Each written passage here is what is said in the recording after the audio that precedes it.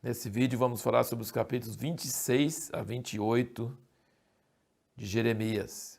Só um detalhe, acho que na nossa lista tem um erro aqui no vídeo anterior e nesse aqui, fala 23 até 25 e um versículo do 25, mas é 23 a 25 na leitura de ontem e hoje seria 26 a 28. Depois no ano que vem a gente vai corrigir essa tabela nesse lugar, houve um pequeno erro ali.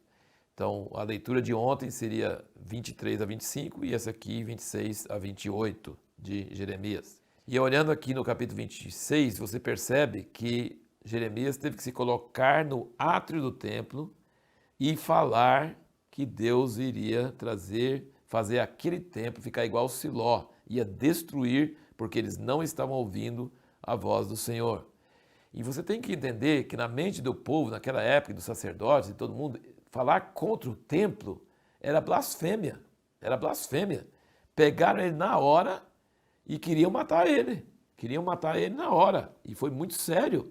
Por que você está profetizando que isso aqui vai ser como Siló? É quase como se estivesse blasfemando.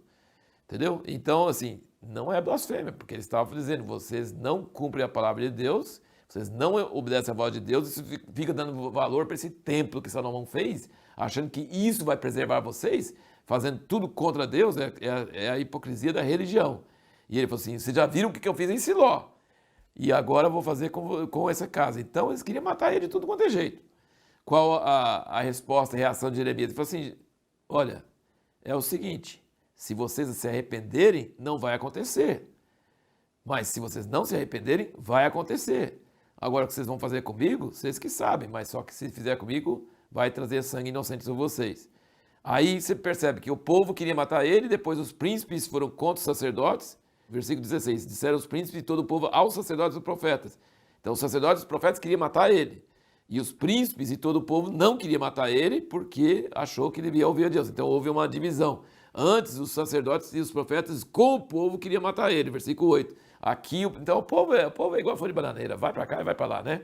Mas os príncipes falaram, não pode, não sei o quê. Mas aí houve uma conversa, porque eles falaram que teve um outro homem de Deus chamado Urias, que profetizou, e ele fugiu para o Egito e o rei mandou atrás dele e matou ele lá. Então já tinha jurisprudência, assim, de um cara que profetizou a mesma coisa que Jeremias e foi morto.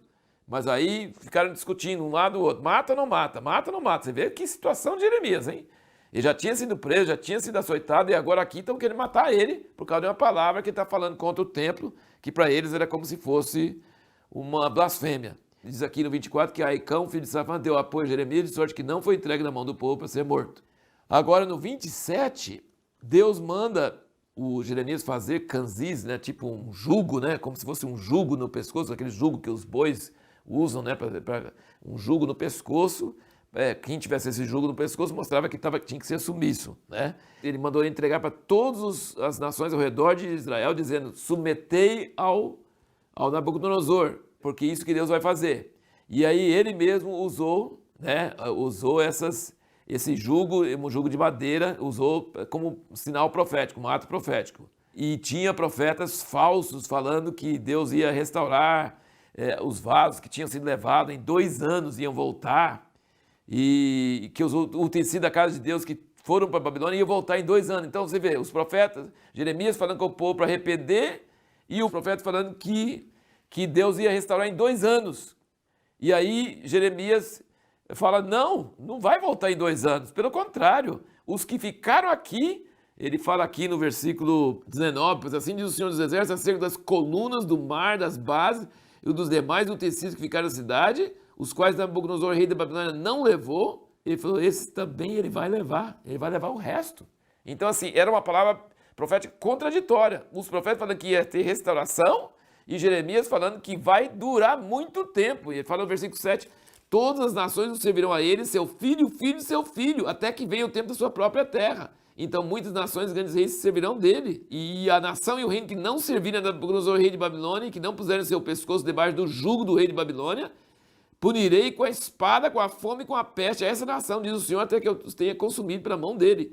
Então Jeremias está profetizando para o povo dele, Israel, e para as nações ao redor de Israel, e mandou recado com os jugos, falou assim, submeta ao rei de Babilônia, porque senão você vai te dar mal. Deus vai estar contra você. Em versículo 11 aqui ele fala, Mas a nação que meter seu pescoço sobre o jugo do rei da Babilônia e o servir, eu a deixarei na sua terra, diz o Senhor, e lavrará lá e habitará nela. Aí no capítulo 28, vem um tal de Ananias em público e começa a profetizar contra, falando que Deus ia trazer de volta o rei Jeconias, que foi para o cativeiro, ia trazer tudo, ia quebrar o jugo da Babilônia, e ainda pegou o jugo que estava no pescoço de Jeremias e quebrou. Eu quero que você preste bem atenção nessa cena, porque isso aqui é muito importante. Como que Jeremias reagiu? Quando ele tem uma palavra do Senhor para levar o povo ao arrependimento, e vem os outros falando totalmente contrário, e ele fala não deis ouvido, porque é palavra falsa, ele chama os outros de falsos profetas, não vai acontecer. Então é uma palavra contraditória. Um tem que estar certo, outro tem que estar errado. E só Jeremias de um lado e todos os outros do outro lado, tá? E aí chega esse Ananias em público. Aí como que Jeremias reage? O que ele fala? No versículo 6 do 28. Assim faça o Senhor, cumpra o Senhor as tuas palavras que profetizaste. Torne ele a trazer os utensílios da casa do Senhor e todos do cativeiro da Babilônia para este lugar. Ele está falando assim, você acha que eu quero as palavras que eu profetizo? Você acha que eu quero desgraça para o povo de Deus? Nossa, se puder voltar os cativos e voltar, amém, que Deus faça isso mesmo. Eu quero isso mesmo. Então Jeremias não estava interessado em defender a honra dele, ele estava só interessado na palavra do Senhor e no arrependimento do povo. E aí ele fala, nós vamos ver quando acontecer, o que eu estou falando, o que você está falando, vamos ver quando acontecer. É a palavra que vai ser. Aí o que Jeremias fez? No fim do versículo 11 fala, e Jeremias o profeta se foi seu caminho. Ele não reagiu, ele não se defendeu, foi quase uma agressão física. O cara chegou lá em público, quebrou e disse, assim diz o Senhor, vou quebrar o jugo. Então Jeremias falou assim, amém, que Deus faça isso que você está falando. Mas presta atenção, a palavra que se cumprir é que vai provar quem é de Deus e quem não é, só isso. E aí Jeremias foi embora. E aí o que aconteceu? Veio a palavra do Senhor a Jeremias, no versículo 12, depois de ter o profeta Ananias quebrado o jugo de sobre o pescoço do profeta Jeremias, dizendo, vai e fala a Ananias dizendo, assim diz o Senhor, jugo de madeira quebraste, mas em vez deles farei jugo de ferro. E aí, versículo 15, então disse o profeta Jeremias ao profeta Ananias, ouve agora, Ananias, o Senhor não te enviou, mas tu fazes que este povo confie numa mentira. Pelo que assim diz o Senhor, eis que te lançarei de sobre a face da terra, esse ano morrerás, porque pregaste rebeldia contra o Senhor.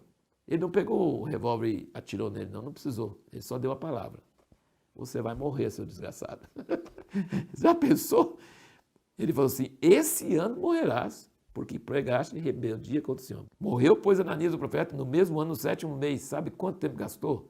Entre a profecia e ele quebrar o canzil até o dia de ele morrer? 2 meses. Porque aqui no início fala que foi no 5º mês. No versículo 1 fala que foi no mês 5º que aconteceu isso.